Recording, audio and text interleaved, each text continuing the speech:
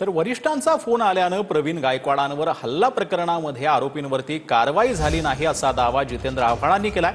संभाजी ब्रिगेडचे पदाधिकारी अमोल काटेंनी ही माहिती दिल्याचं आव्हाडांनी म्हटलंय। अमोल काटे अक्कलकोट पोलिसांमध्ये तक्रार करण्यासाठी गेले होते, मात्र पोलीस जे आहेत ते अमोल काटेंना दीपक काटे समजले आणि तुम्हाला अटक होणार नाही असं म्हटलं।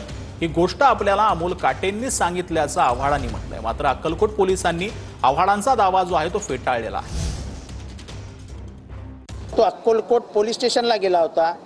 अक्कलकोट येथे प्रवीण दादा गायकवाडांवरती हल्ला करण्यात आला, त्याची तक्रार देण्यासाठी अमोल काटे बारामतीचा पोलगा अक्कलकोटला गेला।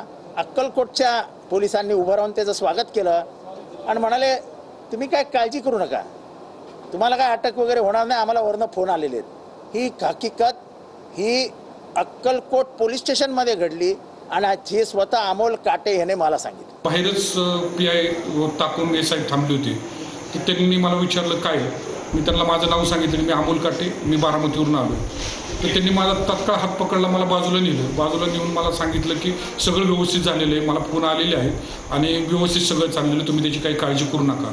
कदाचित त्यांचा गैरसमज झाला की मी हा दीपक काटेचा कोणतरी भाऊबंद जो आरोपी दीपक काटे आहे। त्यानंतर ही घटना मी आमचे प्रदेशाध्यक्ष प्रवीणदादा गायकवाड यांना सांगितली। त्यांना कुठल्या तरी वरिष्ठ नेत्यांचा फोन आलेला आहे आणि त्या पद्धतीने त्यांच्या दबावाखाली ती तपास